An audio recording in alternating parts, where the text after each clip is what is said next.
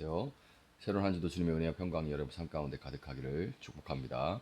오늘 본문은 이사야 19장 이어서 20장입니다. 이것은 이집트를 두고 하신 엄한 경고의 말씀이다. 주님께서 빠른 구름을 타고 이집트로 가실 것이니 이집트의 우상들이 그 앞에서 떨고 이집트의 사람들의 간담이 녹을 것이다. 내가 이집트 사람들을 부추겨서 서로 맞서 싸우게 하겠다. 형제와 형제가, 이웃과 이웃이, 성읍과 성읍이, 왕권과 왕권이 서로 싸우게 하겠다. 그래서 이집트 사람들의 길을 죽여놓겠다. 내가 그들의 계획을 무산시켜버리면 그들은 우상과 마술사와 신잡한 자와 무당을 찾아가 물을 것이다. 내가 이집트를 잔인한 군주의 손에 넘길 것이니 폭군이 그들을 다스릴 것이다. 주님 곧 만군의 주님께서 하신 말씀이다. 나일 강이 마를 것이다. 강바닥이 바싹 마를 것이다. 강에서는 악취가 나며 이집트 시냇물의 물 깊이가 얕아져 마르겠고 파피루스와 갈대도 시들어 버릴 것이다. 나일 강가와 어귀의 풀밭과 강변에 심은 모든 나무가 말라서 바람에 날려 사라지고 말 것이다. 나일 강에서 고기를 잡는 어부들이 슬퍼하며 통곡하고 나일강에 낚시를 던지는 모든 낚시꾼과 강에 그물을 치는 사람들이 잡히는 것이 없어서 고달파할 것이다. 가는 배를 짜는 사람이 배 짜는 일을 그만두고 흰천을 짜는 사람도 실망하여 천 짜는 일을 그칠 것이다. 옷 만드는 사람들이 낙심하니 모든 품꾼의 마음에도 병이 들 것이다. 소환의 지도자인 너희는 어리석기만 하고 지혜롭다고 하는 바로의 참모인 너희도 어리석은 제안만을 하고 있으니 어찌 바로에게 너희가 옛 현인들과 옛 왕들의 후예라고 감히 말할 수 있겠느냐. 이집트의 임금아, 너를 섬기는 현인이 어디에 있느냐? 그들을 시켜서 만군의 주님께서 이집트에 대하여 무엇을 계획하셨는지를 알게 하여 너에게 보이기라고 하여라. 소안의 지도자들은 어리석은 사람들이다. 멤피스의 지도자들은 제 꾀에 속고 있다. 이집트의 주춧돌들인 지파들이 이집트를 그릇된 길로 이끌었다. 주님께서 친히 그들에게 마음을 혼란시키는 영을 부으셔서 그들이 이집트를 잘못 다스리게 하셨다. 그래서 마치 취한 자가 토하면서 비틀거리듯 이집트를 그 꼴로 만들었다.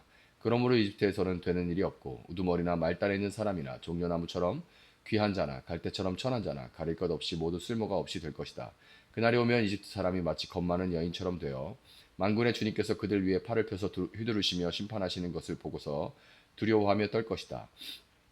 이집트 사람은 유다 땅을 무서워할 것이다. 만군의 주님께서 그들을 치려고 세우신 계획을 상기할 때마다 유다라는 이름만 들어도 모두 무서워할 것이다. 그날이 오면 이집트 땅의 다섯 성읍에서는 사람들이 가나안 말을 하며 만군의 주님만을 섬기기로 충성을 맹세할 것이다. 그 다섯 성읍 가운데서 한 성읍은 멸망의 성읍이라고 불릴 것이다.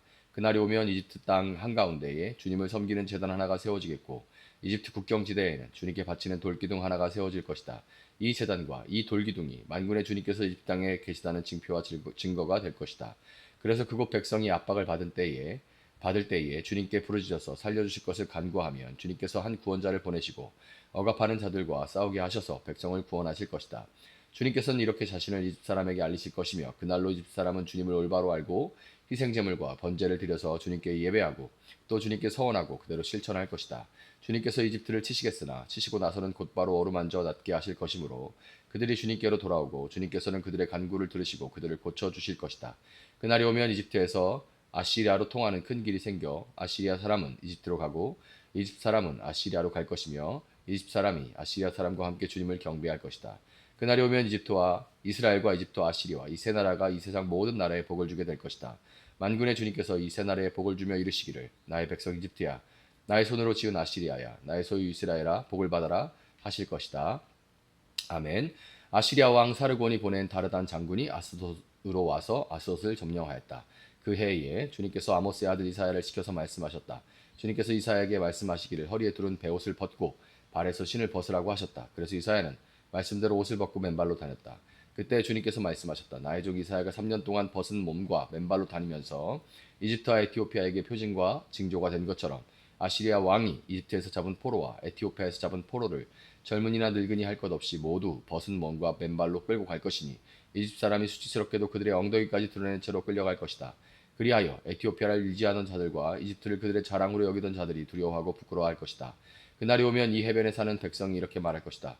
우리가 의지하던 나라 아시리아 왕에게서 구해달라고 우리를 살려달라고 도움을 청한 나라가 이렇게 되었으니 이제 우리가 어디로 피해야 한다는 말이냐. 아멘.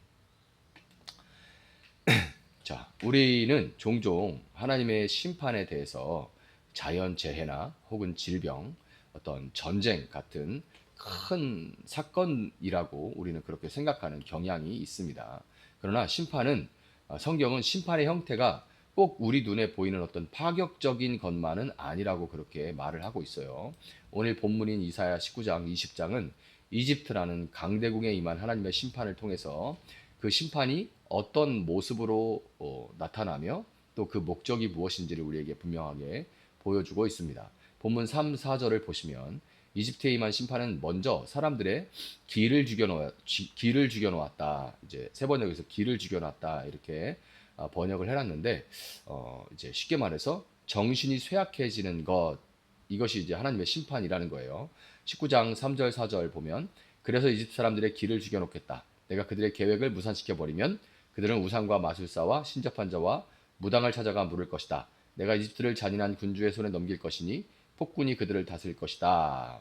주님, 곧 만군의 주님께서 하신 말씀입니다. 자, 본문 2절과 같이 내분, 즉 나라 안에서 갈등이 일어나고 지도자들은 분열하며 공동체가 스스로 붕괴하는 것 또한 심판의 한 형태이고, 또 4절과 같이 외부로부터의 침략 역시 하나님의 도구로 외부 그 나라가 도구로 사용되기도 하는데, 이런 관점으로 오늘 우리가 사는 사회를 한번 살펴보면 사회적 갈등과 양극화, 서로를 믿지 못하고 더 나아가 미워하고 혐오하는 이런 사회적인 분위기, 국민들의 정신적인 피로와 깊은 우울감, 이런 것들이 단순한 사회 문제에 그치는 것이 아니라는 것을 우리가 알 수가 있어요. 영이신 하나님이 이런 상황들은 영이신 하나님, 보이지 않으시는 하나님이 우리의 마음을 흔드는 경고일 수 있다는 겁니다. 5절 이하에서는 가뭄이 닥쳐서 나일강이 마르고 물고기가 죽고 산업이 붕괴되며 경제가 무너지는 모습이 나옵니다. 경제 시스템이 무너지는 것, 삶의 기반이 무너지는 것 역시 단순한 경제 문제를 넘어서 하나님의 보이지 않는 심판 아래에 있다는 것이요. 점입가경인 것은 본문 11절입니다. 소안의 지도자인 너희는 어리석기만 하고 지혜롭다고 하는 바로의 참모인 너희도 어리석은 제안만을 하고 있으니 어찌 바로에게 너희가 옛 현인들과 옛 왕들의 후예라고 감히 말할 수 있겠느냐. 놀라운 구절이에요. 경제 문제로 나타나는 하나님의 이런 심판 앞에서 정치 지도자들이 어리석은 대처로 일관한다는 겁니다. 이건 역시 하나님의 심판 아래에 있다는 증거라는 거예요. 우리도 이런 현실을 지금 오랫동안 맛보고 있지 않습니까? 마주하고 있죠. 자연재해, 산불, 경제위기, 참사, 서민들의 경제적인 어떤 고통, 폐업 소식들이 막 뉴스마다 도배를 하고 있는데도 지도자들의 무책임한 모습을 꽤 오랫동안 봐왔습니다. 성경은 이런 상태 역시 단순한 시대적인 현상이 아니라 하나님의 심판의 증상이라고 말하고 있는 겁니다. 가장 무서운 것은 3절과 같이 이 심판 속에서 사람들이 하나님이 아닌 우상과 마술사와 신접한 자와 무당과 같이 다른 것들을 찾아다닌다. 이것이 가장 무서운 거예요. 우리는 오늘날 가히 무속의 전성시대라고 불러도 과언이 아닌 시대를 살아가고 있습니다. 현실감이 떨어져요, 사실은. 뉴스에서 저런 무속, 정치인들이 무속에 빠져 있는 거, 또 드라마든 쇼 프로그램이든 연예인들도 쉽게 무속에 대해서 이야기하는 거, 그리고 사람들의 말에 깊이 뿌리 내려 있는 그런 무속, 기를 받는다, 누구의 기를 받는다, 제가 어디서 뭘 참여를 하는데 기를 좀 부어주세요. 이게 도대체 무슨 어마어마한 무속 전성시대에 살아가고 있습니다. 믿지 않는 사람들은 말할 것도 없고 믿는다고 하는 사람들조차 신앙의 중심을 잃어버린 채 보이지 않는 손길에 미래를 물어보고 눈앞의 위기를 모면하라고 그런 것만 하고 있어요. 영적인 혼란의 결과로 나타나는 이런 현상들 역시 하나님의 심판 아래에 우리가 놓여 있다는 것을 명백하게 보여주는 증상인 겁니다. 그럼에도 불구하고 19장 후반에서 분위기가 완전하게 반전되는데 여기에서 우리는 유일한 소망을 얻을 수가 있습니다. 22절 보면 주님께서 이집트를 치시겠으나 치시고 나서는 곧바로 어루만져 낫게 하실 것이므로 그들이 주님께로 돌아오고 주님께서는 그들의 간구를 들으시고 그들을 고쳐주실 것이다. 아멘. 하나님이 이집트를 치시긴 치시되 회복하시기 위해 치신다고 그렇게 말씀하십니다. 심판이 끝이 아니라 하나님의 목적은 회개와 회복에 있다는 겁니다.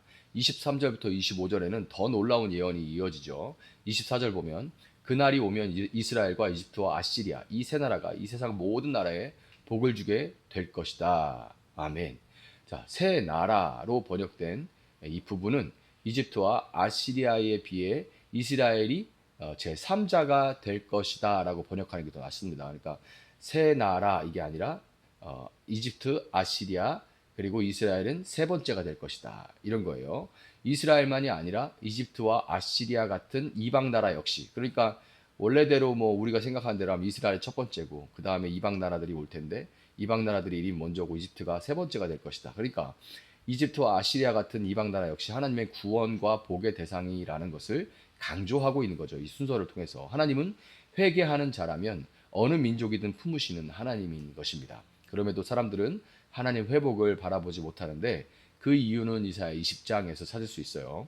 강대국 아시리아의 침략에 맞서서 이스라엘은 하나님을 의지하지 않고 이집트를 의지했습니다. 도무지 말을 듣지 않는 이스라엘로 인해서 하나님은 이사야에게 명령하시죠. 나의 종 이사야가 3년 동안 벗은 몸과 맨발로 다니면서, 예언자 이사야는 말 그대로 벗은 몸과 벗은 발로 세상을 돌아다녀야만 했습니다. 자신의 몸을 수치스럽게 드러내면서 하나님의 메시지를 전하는 그 모습은 너희가 의지하는 이집트가 이렇게 수치스럽게 멸망할 것이다 라는 그런 경고를 말을 아무래도 듣지 않으니 이렇게 벗은 몸과 벗은 발로 다니면서 퍼포먼스로 보여준 거예요. 여러분, 오늘날 우리에게도 이사야 같은 이 예언자적 사명이 필요합니다. 많은 사람들이 심판 아래 놓여 고통당하면서도 영적인 눈이 어두워서 이 한국의 이 경제적인 상황, 이 여러 가지 위기와 어려움들, 사회적인 참사, 많은 그 와중에도 정치인들의 무능, 이런 모든 것들이 하나님의 심판 아래 놓여 있다는 증상인데도 불구하고 영적인 눈이 어두워서 당장 내 눈앞에, 그래서 어떻게 해야 되는데요? 제발 저한테 알려주세요 하고 복채내고 귀신들한테 비는 이 모습들이, 귀가 어두워서 진리를 그리고 듣지 못할 이런 이때에 어떻게든 진리의 말씀이 전해질 수 있도록, 이 와중에 교회는 쭈그러들고 교회는 사회적인 지탄을 받으면서 아무도 이 교회의 어리석은 연약한 모습 때문에 교회 이 질그릇 안에 담겨 있는 보배를 보지 못하고 있지 않습니까?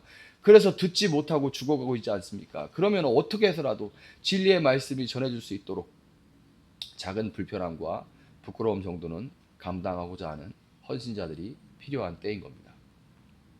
말씀 앞에 헌신된 사람이 있는 이상 심판은 심판으로 그치는 것이 아니라 여전히 회복으로 이어지는 다리가 놓여질 수 있다는 소망이 여전히 있다는 것을 여러분 기억하시고, 일찍이 예언자 이사야가 외쳤던 것처럼 주여 나를 보내소서 내가 여기 있나이다 하고 하나님의 부름에 헌신할 수 있는 여러분들 될 수 있기를 예수님의 이름으로 축복합니다. 잠시 기도하겠습니다. 사랑하시는 주님, 감사합니다.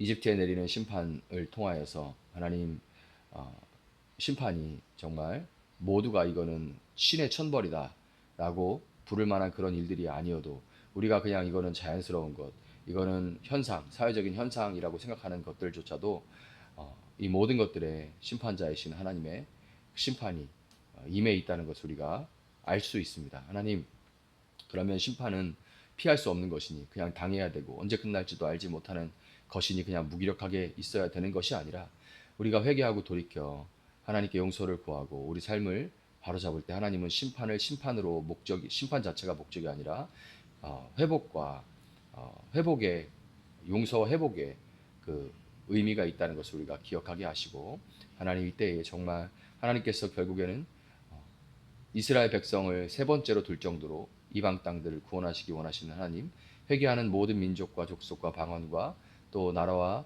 사람들을 구원하시기 원하시는 하나님 앞에 우리가 돌이켜 진정으로 하나님의 심판 아래 구원의 길로 나아갈 수 있도록 주님 도와주시고, 또한 그럼에도 불구하고 하나님의 음성을 듣지 못하는 사람들, 또 질그릇 안에 담겨 있는 이 보화, 참된 진리의 말씀을 듣지 못하는 사람들을 위하여서 예언자 이사야와 같이 우리 삶을, 잠시의 부끄러움을, 우리의 연약함을 그럼에도 불구하고 하나님 앞에 드려 사용될 수 있는 저희들 될 수 있도록 주님 도와주시기를 원합니다. 시대는 언제나 어두웠지만 빛과 소금이 있는 한 여전히 소망이 있었음을 믿습니다. 우리가 이 세상의 소망인 빛과 소망의 역할을 감당할 수 있도록 주님 도와주시옵소서. 감사하며 예수님의 이름으로 기도합니다. 아멘. 오늘 주신 말씀 붙들고 계속해서 기도합니다.